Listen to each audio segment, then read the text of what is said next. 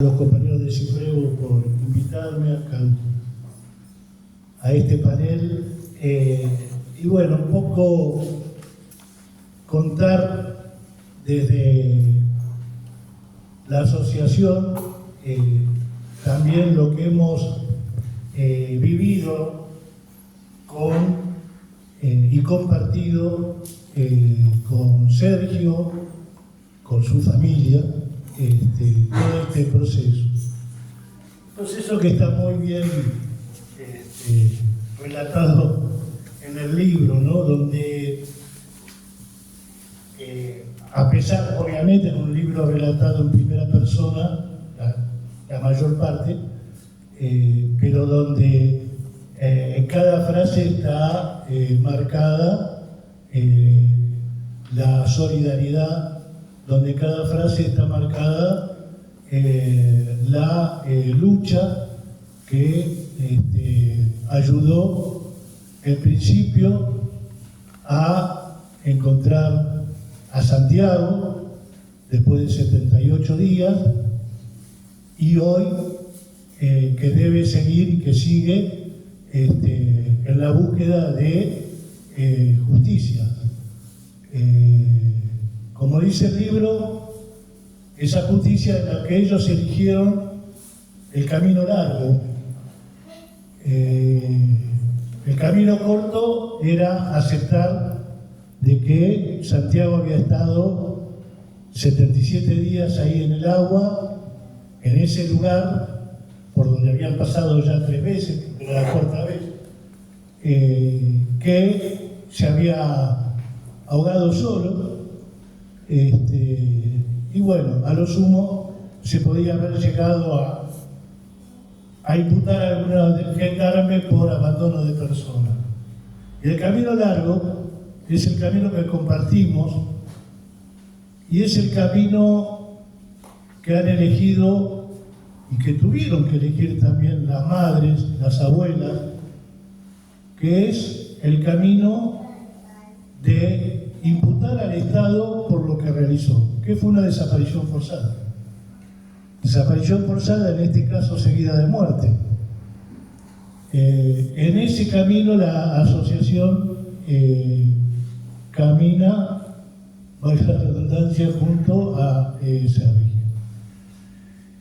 Ahora, ese camino, como decía, no es muy distinto. A poco de leer el libro uno se da cuenta, los que hemos leído algunas cuestiones de estas, es el camino de las madres. Es el mismo camino que han recorrido las queridas viejas en búsqueda de del mismo objetivo, que es, repito, la memoria, la verdad, la justicia. Es un camino, además, que indica que es posible luchar aún contra un Estado y sus alcahuetes de siempre, que ponen todo para que sea tapado, en principio, olvidado, puesto bajo la alfombra y para terminar en la impunidad. Pero este camino también es importante porque hay una cosa que por ahí que no está en el libro, pero que Sergio dijo. Cuando digo Sergio hablo de la familia, ¿no? Hablo de Sergio, hablo del hermano y por supuesto su compañera y todos los que lo acompañaron día a día, minuto a minuto en esta lucha. Cuando Sergio dijo en algún momento, ni con unos ni con otros, es un camino de unidad, ese camino de unidad que tal vez en una situación política bastante similar a la de hoy, el gobierno de Macri, con personajes y apellidos que lamentablemente se repiten, tristemente lo de la asesina Patricia Bullrich, Pero cuando empezamos a hablar de las movilizaciones, cuando las concentraciones y demás, esa cuestión de unidad, después de muchísimos años, fue importante. Y tal vez fue posible o fue quizá de los primeros pasos que terminaron en este último 24 de marzo, en esa gran marcha unitaria. O sea, no solo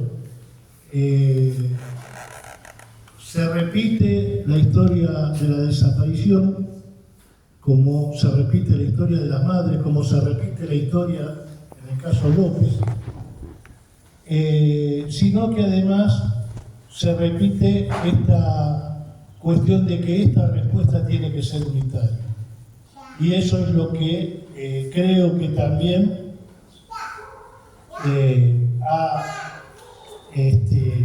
ha señalado bastante o se deja traducir en el libro. Perdón, miro un poco esto es lo fundamental que yo creo y que por ahí me gustaría cambiar los anteojos. El libro para mí muy bien expresado en unas 2 frases que dice, hablando del camino largo, es que lo cierto es que mover esa pared, la pared de impunidad obviamente, es muy difícil pero no imposible. Por más mínima que sea la acción, significa que no es eterna la impunidad y sienta un precedente para el futuro. Esa enseñanza, obviamente que es la enseñanza de las madres, bueno, acá en La Plata todos los miércoles, en Buenos Aires todos los jueves, de la lucha de los organismos en la búsqueda por los juicios, primero contra las leyes de impunidad y luego por los juicios caprichosos, pijoteados y los juicios que nos dieron, que son los juicios que no los que elegimos sino los que tuvimos, con estas embestidas que 2x3 vuelven, como la actual de ayer creo que la Corte volvió a hablar de las prisiones preventivas, cuando en realidad la culpa de las prisiones preventivas es de ellos.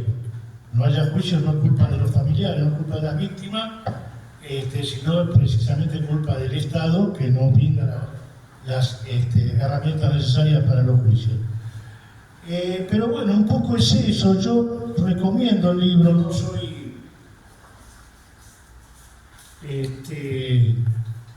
un crítico literario ni mucho menos, pero es un libro que realmente nos ayuda a pensar el camino que tomamos, que nos ayuda a revalorizar ese camino, que nos ayuda a ver un poco cómo seguir.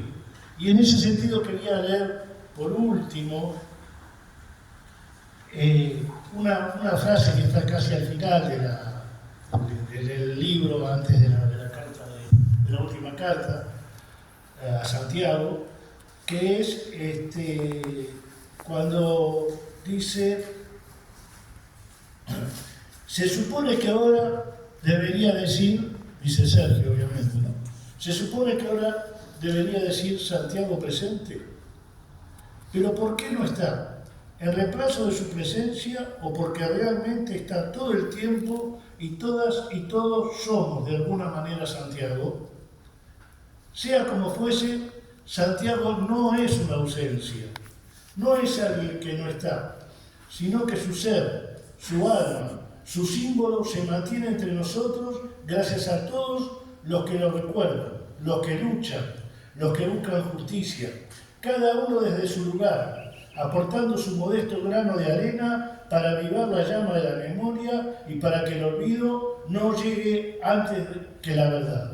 Y este es el camino que ellos han elegido, este es el camino que nosotros queremos acompañar y es el que queremos seguir hasta encontrar hasta todos los culpables. materiales y políticos de la desaparición forzada seguida de muerte de Santiago Manuel.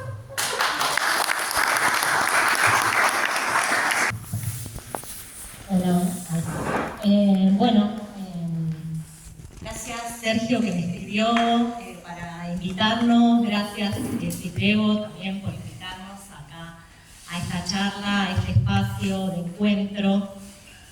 Como recién me presentaban, soy Vicky, de Hijas La Plata, para quienes no me conocen, hija de Cristina Greco y de Armando Sonqui, le decían a mi papá, ambos desaparecidas y desaparecidos, detenidos y detenidas desaparecidas.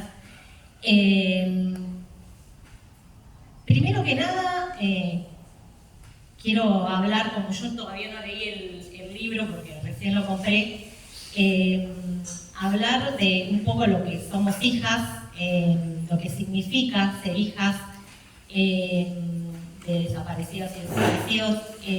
Algunas de nosotras hemos sido víctimas del secuestro de nuestras mamás, nuestros papás.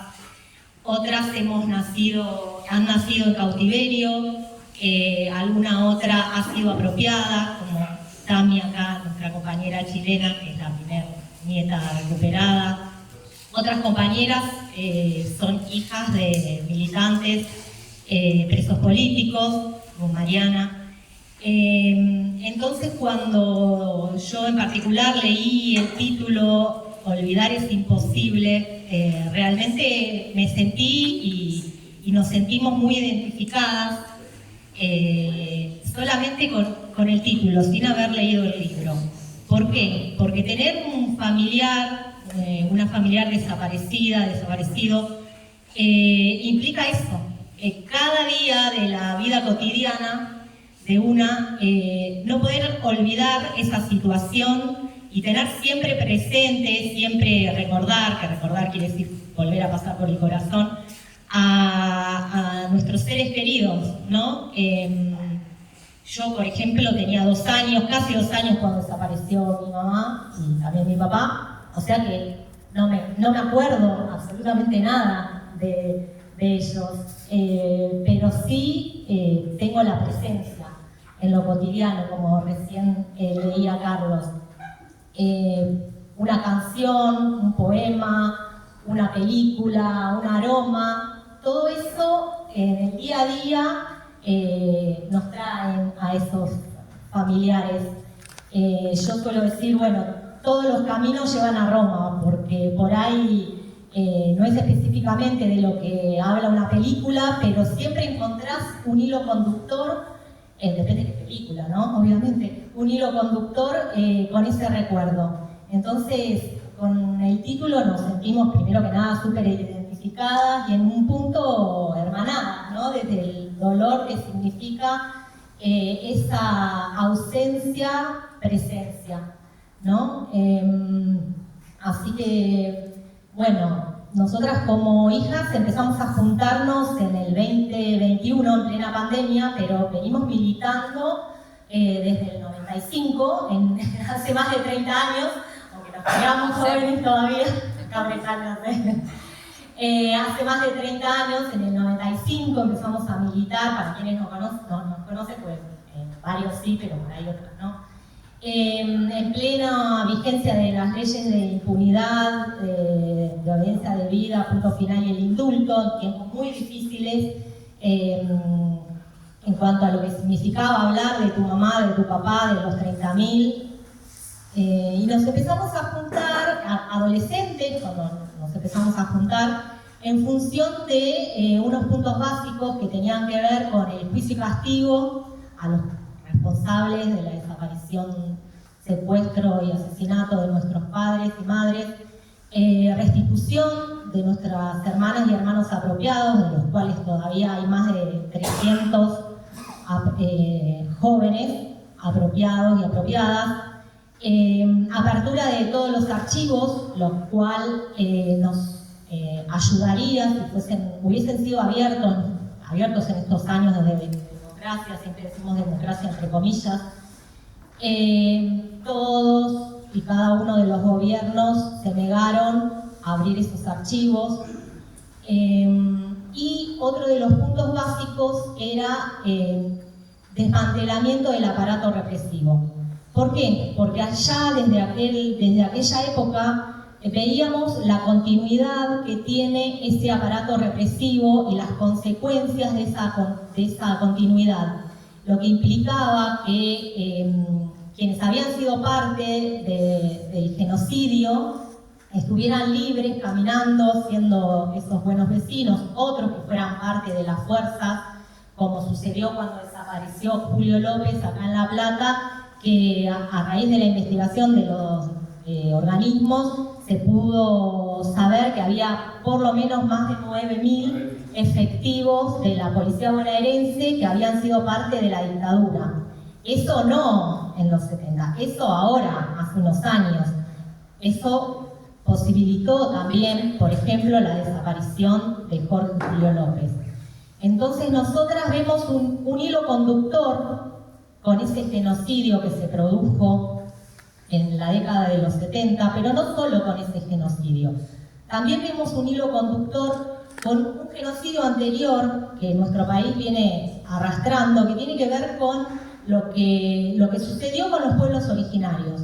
Santiago estaba en la ruta, cortando la ruta 40, solidarizándose con los pueblos originarios.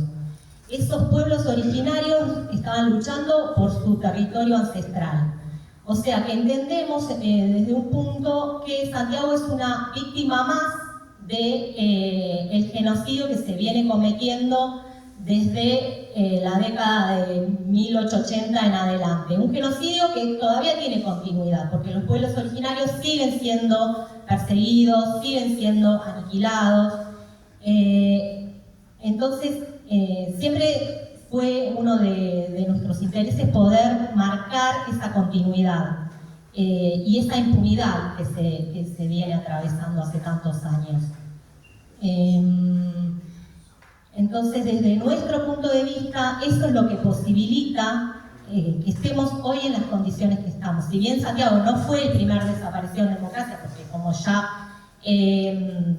venían diciendo Carlos, David, acá en nuestra ciudad uno de los primeros desaparecidos es Andrés, que acá está Andrés Núñez, que acá está Mirna, siempre presente en la lucha, Mirna Gómez.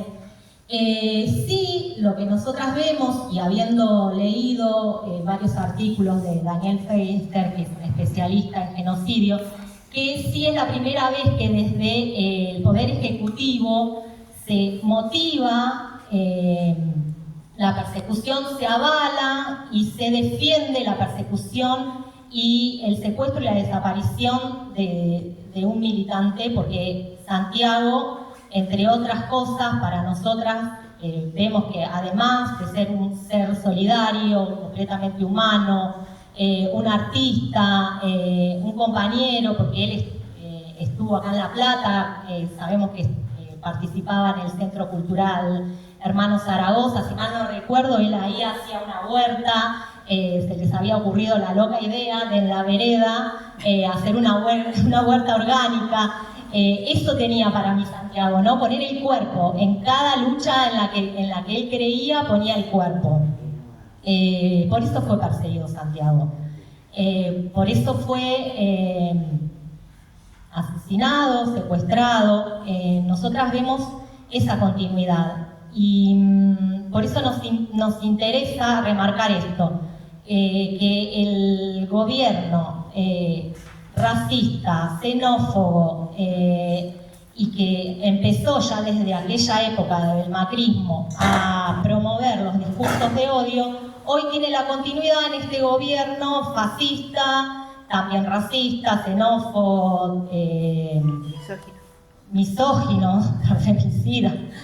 Tiene esa continuidad. Ese es el peligro de este aparato represivo y de esos discursos de odio, de persecución que hoy vemos que están vigentes en Plaza de Mayo, cuando todos los miércoles persiguen a las jubiladas y los jubilados, que son un ejemplo de lucha, cuando la misma ministra asesina avala el accionar en cuanto a lo que pasó y la represión que hubo, lo que pasó con Pablo Grillo.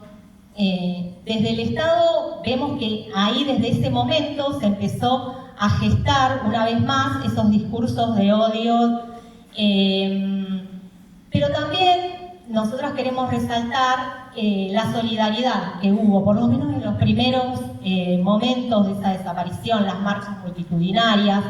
Y yo acá quiero contar una pequeña anécdota que tiene que ver con que, bueno, desde el sistema educativo, o por lo menos desde la docencia, de las maestras, los profesores, las profesoras, hubo en principio un rol muy importante de solidarizarse con esa búsqueda. Yo soy docente, soy bibliotecaria en escuelas del conurbano porque soy de Berazategui, y contar esta pequeña anécdota me parecía que era importante o que tenía ganas de compartirla acá con ustedes. Tenía en ese momento un tercer grado, a los pocos días que desaparece Santiago y cuando desde la docencia se inicia este aporte a la búsqueda de Santiago. Ese día tenía un tercer grado que venía a la biblioteca a trabajar conmigo. Y lo primero que yo hago es, primero, ¿no? Una se pregunta, bueno, ¿cómo un hecho semejante se lo contás a niños, a niñas tan pequeños? Bueno, lo que hago es llevar una foto de Santiago y solo preguntar, ¿saben quién es quién está acá en esta foto? Al segundo, todos los chicos y las chicas empezaron a hablar de Santiago, se abrió un debate, la mayoría de las hipótesis, ya te digo, a los pocos días era a Santiago lo mató la policía. Yo decía la policía, ¿ves? O sea, las definiciones de gendarmería, aparato represivo, por supuesto, nenes de 8 años no la tienen. Y además sirvió también para poder vincular lo que pasaba con las desapariciones en los barrios, porque en la mayoría de los barrios humildes del conurbano hay desaparecidas, por ejemplo, que tienen que ver con las redes de trata. Entonces salieron un montón de temas que tenían que ver con eso. Pero a la vez también, no solo quedó en el debate, acá yo traje, sino que dijeron, bueno, Vicky, ¿qué podemos hacer? Vicky, ¿qué podemos hacer? Hagamos carteles. Y se pusieron ellos a hacer carteles, ahí, tenémelo así, gracias. Carteles, esta es la copia que yo te traje para dejarlo, pero este es el original. Se pusieron a hacer carteles para buscar a Santiago. Lo dibujaron como pudieron, escribieron consignas, decía, por ejemplo, dice, por favor, aparece Santiago, le hicieron símbolos, Santi. Y acá otro era, preguntamos dónde está Santiago, ayudar a las escuelas a buscar a Santi. Esto lo hicieron nenes de 8 años. Estos carteles, de una manera, en forma de resistencia, ¿no?, a lo que venía pasando. Los pegamos en la escuela, por supuesto, así como está la reacción, como está la resistencia, está la reacción. Al momento de que la docencia se puso a solidarizarse, también la ministra Vidal empezó una campaña de persecución, ¿no?, en educación, habilitó un 0800, como ustedes ya saben, no estoy contando nada nuevo. El 0800 para que se denuncie a las docentes y los docentes. Y la seño de ese grado me dijo, bueno, mirá, ya lo pudieron hablar, vamos a dejar pasar un tiempo. Ella estaba completamente de acuerdo, pero dijo, vamos a enfriar las aguas. Pero estos nenes, vinieron 3 de los nenes que estábamos trabajando un proyecto de cuentos, tenían que hacer cuentos de dragones. Vinieron estos 3 nenes y dijeron, no importa, Vicky, mira, nosotros hicimos este cuento. Y este dragón se llama Santiago, este dragón se llama Nahuel y este dragón se llama Maldonado. Entonces, de manera subliminal, buscaron la forma de seguir resistiendo, de seguir solidarizándose, de seguir hablando. A mí me parece un gesto tan noble de criatura, ¿no? Y me parece que esas son las reservas también, entre otras cosas, de lucha de nuestro pueblo, de nuestros jóvenes. En la otra escuela que estaba era bibliotecaria, también en una escuela técnica, y obvio llegué, armé la cartelera con otros desaparecidos y desaparecidas y puse en la puerta la foto de Santiago. La reacción, obviamente, la bibliotecaria de la mañana, que era bastante facha, o sí muy facha, sacaba la foto. Me dejó una carta que decía, mirá, hablé con el director, no se puede hacer política en la escuela, no se puede hablar de desaparecidos. Mentira, es curricular hablar del terrorismo de Estado. Entonces, bueno, ahí no me iba a quedar callada y agarré y nada, la amenacé. Digamos que lo que hice fue empezar el combate y como la Comisión por la Memoria estaba recopilando datos de quienes fueran denunciados para actuar en cuanto a eso, le dije, mirá, esto es un derecho a hablar, Santiago lo desapareció, es un desapareció en democracia, si vos continúas con esto, yo voy a relevar esto a la Comisión por la Memoria. Bueno, no me contestó, quedó ahí, pero ella a la mañana sacaba la foto, yo venía a la tarde y la ponía. Uno de los nenes, de los chicos, que él tenía 14, Elías, me acuerdo que se llama, muy humilde, siempre venía y hablábamos de Santiago, qué le pasó, cómo puede ser. Y me dice, estuve investigando, yo ya sé quién saca la foto, es la bibliotecaria de la mañana. Estoy enojado, me decía. Y me dice, no importa, no te preocupes, yo acá traje esto, me da moneda, billetes de 2 pesos, para que saquemos todos los días fotocopia y todos los días peguemos la foto de Santiago. Y la foto de Santiago siguió pegada en la puerta a la tarde y arrancada a la mañana. También, digo, otros hechos de solidaridad, de amor, de empatía, ¿no? Que a veces cuesta verlos, cuesta resaltarlos, pero están. Y bueno, nada, eso, creo que se contagia esa humanidad de Santiago, esa solidaridad, con eso tiene que ver, ¿no? Estos gestos de acompañamiento, que no son menores y que forman parte de esa lucha que va a continuar. Así que bueno, nosotras desde ahí aportar eso, aportar que tanto Santiago no, como otros desaparecidos por luchar, no son desaparecidos, están aislados, casos aislados, sino que tienen que ver con esa maquinaria del aparato represivo del Estado, así como son víctimas también de la conquista, como lo es Rafael Nahuel, como lo es Julia Chuñil, que está desaparecida, compañera chilena que está desaparecida desde el año pasado, Camilo Catrillanca. Ese hilo conductor, esa continuidad, vemos nosotras y nos parece que es importante resaltar. También Jones Walla, otro perseguido sistemáticamente por este gobierno, por el gobierno anterior, que viene padeciendo hace años la cárcel, ahora hace poquito lo encarcelaron nuevamente por presentar su libro. Lo hilvanamos también esto con el genocidio que se viene cometiendo por parte del Estado sionista de Israel. Hasta tan lejos llegan los hilos conductores que, bueno, ya sabemos que el patético siniestro de Milei tiene relaciones carnales prácticamente con el Estado de Israel y lo defiende a capa y espada.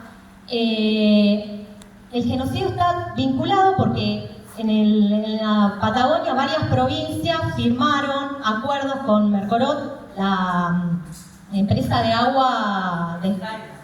Entonces, vemos que estos hechos no son aislados, no son en Argentina. Eso es lo que me parece que está bueno ver y lo que está bueno seguir denunciando. Por último, nada, decir que a este título con el que nos sentimos tan hermanadas, nosotras también le sumamos, así como es imposible olvidar, también es imposible perdonar y también es imposible reconciliarnos. Y que la lucha está, la lucha continúa, En la calle vamos a seguir el camino de las madres, el camino de los exdetenidos, exdetenidas que acá nos acompañan, el camino que también desde nuestro pequeño lugar empezamos las hijas y los hijos, y que pese a que la reacción y los intentos de avanzada de estos gobiernos estén, la lucha va a seguir en la calle, y creo sinceramente que quienes estamos acá y muchas otras personas que creen en que otro sistema es posible, vamos a seguir en la calle. Así que agradecemos esta invitación, agradecemos Sergio.